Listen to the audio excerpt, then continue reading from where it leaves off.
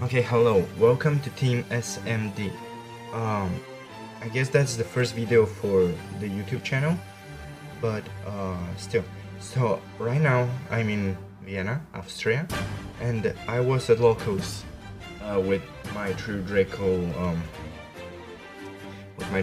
deck, and it went really good. I was like second place with 4 wins and 1 lose. 5 rounds, as you may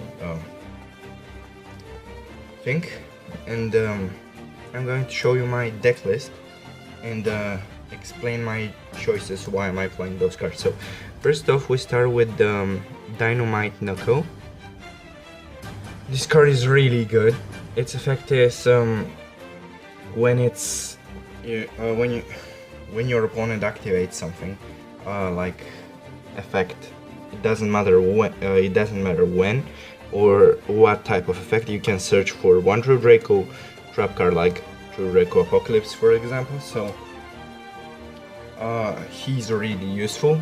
Also, Apocalypse is one of the best traps in the deck. So yeah, he's really useful, and that's why we are playing 2 Maidens. They're like just to search Dynamite, because you can use only one, because he's limited. So 2 Maidens, so we can search for Dynamite with them.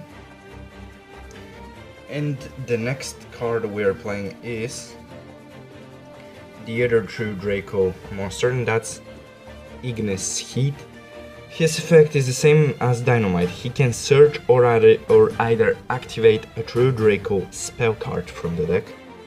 So that's really useful as well. And now for the real MVP of the deck, we are playing triple Amano Iwaro. Some people are playing like only 2, but for me 3 is the best, and it's the most consistent way of playing the deck. Why are we playing this? Because there are a lot of Ash Blossoms, Draw and Locks and stuff like that, and this shuts them down.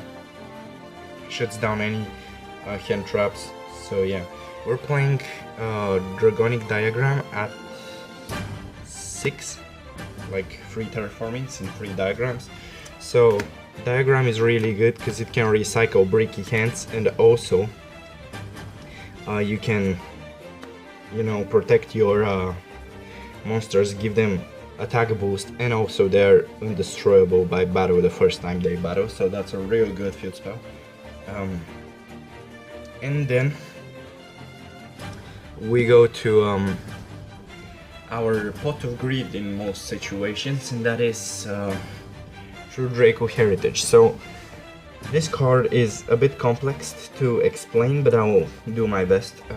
You have to send 1 like True Draco card, and if it's a trap or spell or monster, you draw 1. But if you send 2 types, like a monster and trap or monster and spell, you draw 2. And if you send all 3 types, you draw 3 cards. So it's really good card.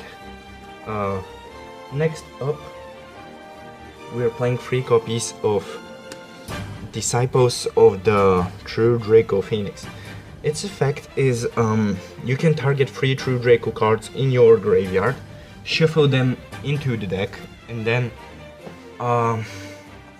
draw 1. Also, this and the True Draco Heritage have one thing in common, and that's that when they're sent to the graveyard, you can destroy your opponent's spell or trap, and also both of them give you additional tribute summon for the turn. Then we're playing 3 of the best card in the deck, and that's 3 card of Demise.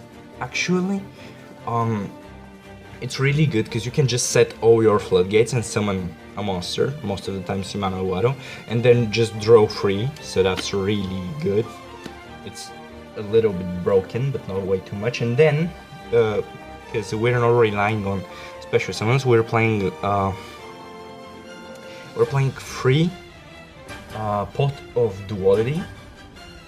I think it's a really good card, because yeah, you cannot special summon for the rest of the turn, but you can dig 3 cards deeper in your deck to search for whatever the situations call for. So yeah, Then 2 pot of desires.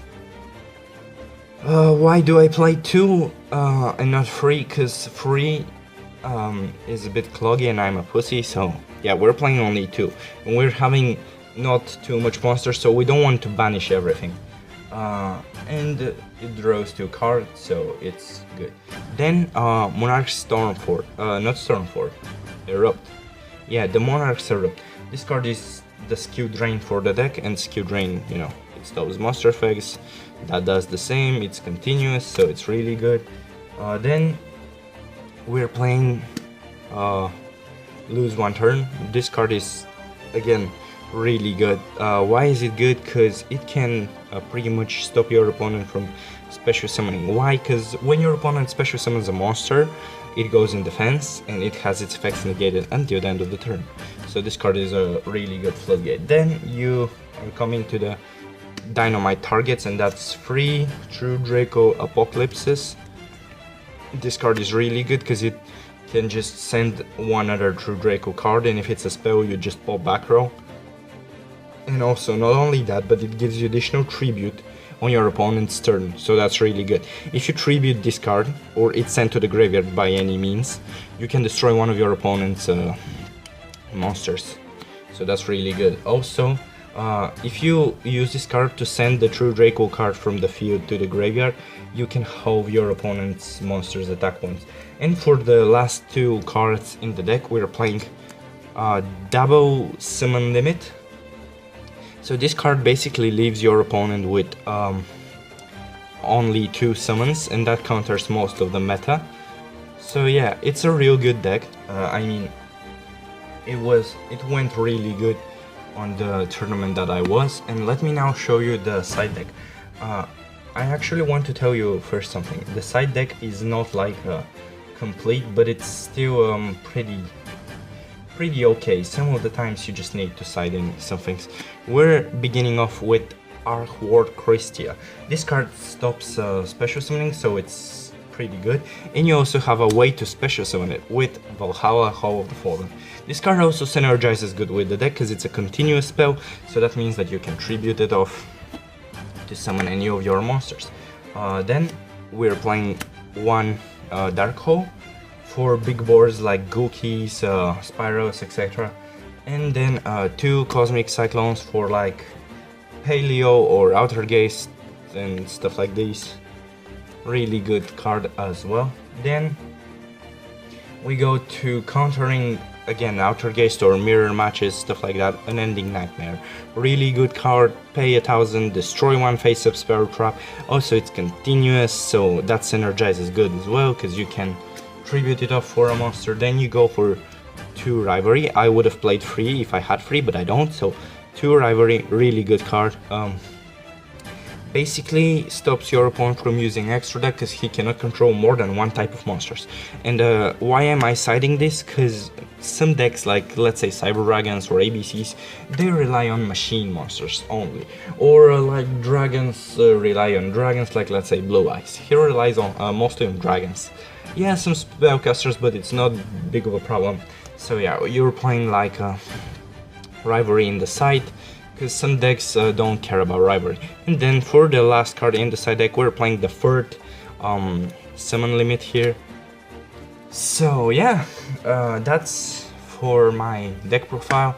Honorable mentions that I just don't have for the side deck are Rasphere mode. Rasphere mode is a really good card because it can just you know, clean the board real good. So it's a essential board wipe if you want to.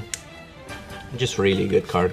So yeah, thanks for watching our first video on the channel. Expect some more like those, and I hope you enjoyed.